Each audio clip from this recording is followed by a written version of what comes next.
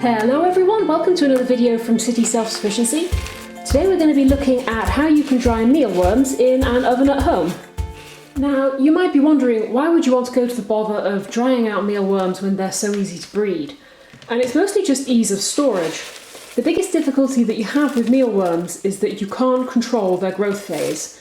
They're going to grow up, become pupa, become beetles, lay eggs, die. There's nothing you can do about that. And obviously, ideally, you want to be storing them at this stage. This is the stage that they're most useful, when they're a fully grown grub that's not quite pupating yet, and it's got sort of the maximum amount of nutrients that it's able to hold. And so what you're doing is, by drying them out, you're essentially fixing them in the sort of most useful form that you can, so that you'll always have access to them without needing to go and sort of pick more out of a tub or dry any more out. You'll always have a ready supply, so long as you keep your plastic tub topped up. And drying them is really simple. It doesn't take any sort of extra effort at all, as long as you've got a tray to put them on and an oven. But the first thing you need to do is pick out the right ones to dry in the first place. And here we have a fine batch of potentials. As you can see, they are all full grown. None of them are too small, none of them are immature in any way, none of them are shedding their skin or anything like that. They're all as big and as fat as they're going to get before they start looking at pupating. And so they're at an ideal stage now for them to be stored, ready for use later on. The first thing we need to do with them, though, is we need to kill them, sadly. And here I have one Easy Seal airtight tub for that exact purpose. What we're going to be doing is, if we add the little bugs into there, sorry guys, in you go. And now what I'm going to do is I'm going to pop them into the freezer. By putting them into the freezer, you're killing them before they have to go through the process of being dried, which I imagine isn't going to be very pleasant for anything. By putting them into the freezer, what they'll do is they'll go into a torpid state. So they'll be effectively, they cool down to the stage where they go to sleep, and then they cool down even further until they freeze. It's the most humane way that you can kill them. It's going to take around half an hour to an hour. With that amount, because I'm only doing a little batch this time, I wouldn't leave them for any more than an hour. They don't need longer than that. They'll freeze solid in that time. But I'll pop them in the freezer and we'll come back to them in just a second. And here we are. It's been about an hour now. So I need to start thinking about getting these guys dried out in the oven. For that, I'm going to need a little tray. As you can see, this is a pretty old battered tray that I've got, which I use for cooking up small batches. And I'm just going to line that with some tin foil, just to give it some protection. I mean, I'm not going to use that for anything else now. It's a bit of a mess. But still, it's worth sort of using this, because they can be a little bit sticky as they cook. Mealworms do lose their fluid, obviously. That's the whole point. It's got to go somewhere, and quite a lot of it will go onto this. So I'll just quickly line this one up.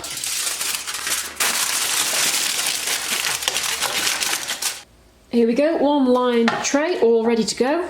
And here are the bugs that I've just taken out of the freezer. They have frozen absolutely solid now. So what we can do is we can just scatter these guys on.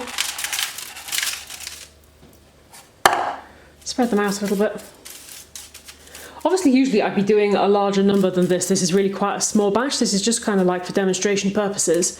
But even so, you don't want to sort of pile them up high. You want to keep sort of no more than one or two on top of the other. Just because the whole point of this is that you want them to lose moisture.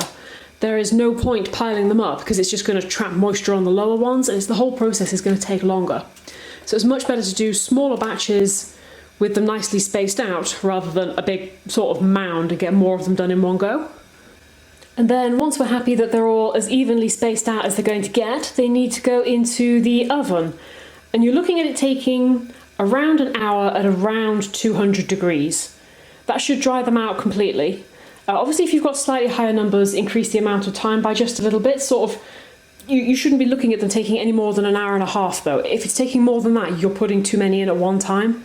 You're risking them essentially cooking in their own juices on the bottom layer. You want to keep the numbers of them quite low.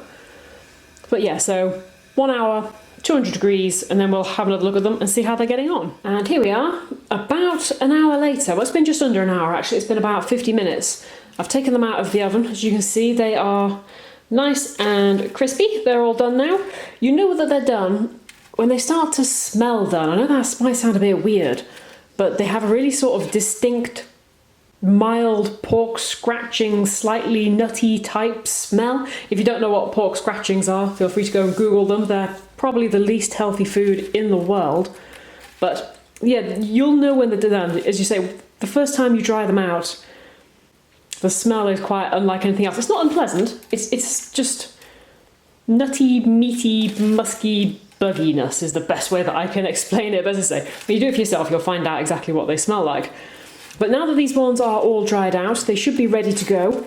I just need to get them stored up. So as you can see, they haven't actually stuck at all. They've remained quite loose on the tray, which is good. It makes them nice and easy to use. It's one of the reasons why it's worth using the tin foil to go with. Otherwise, if they do stick, they can be an absolute pain. They sort of stick hard if they're going to. But these ones are ready now. They're all dried up, so they just need to pop into storage. I mean, if you wanted to check that they are definitely done, what you can do is it's best just to take one of them. You can break it in half and just have a look inside and see that there's no moisture in there at all. Hopefully you can see that this one is completely dried out. It's hollow now. All of its sort of fat content has moved to the skin.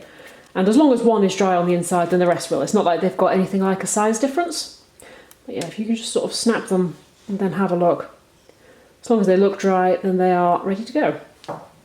Now, I store my dried mealworms in one of these plastic tubs. It's airtight, watertight, moisture repelling, but at the same time just one of the cheap ones that I've bought from in a supermarket. They're easy to get hold of.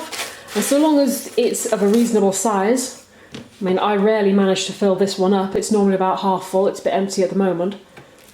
But as long as it's suitable for you to work with, then it'll be fine. They don't need to be stored in anything special. They don't need to be kept in the dark or kept at a certain temperature. They're fine at room temperature.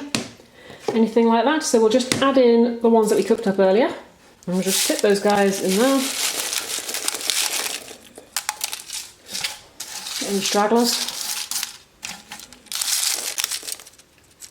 And that's it. That is the whole process from start to finish of buying, breeding, feeding, keeping, maintaining, selecting and drying mealworms. And I hope you can see that it's a really easy process. There's kind of no excuse not to do it. As long as you've got a bit of space and a bit of time, and then you've got an easy food source that's dead good for chickens or anything else that you were looking to feed it to.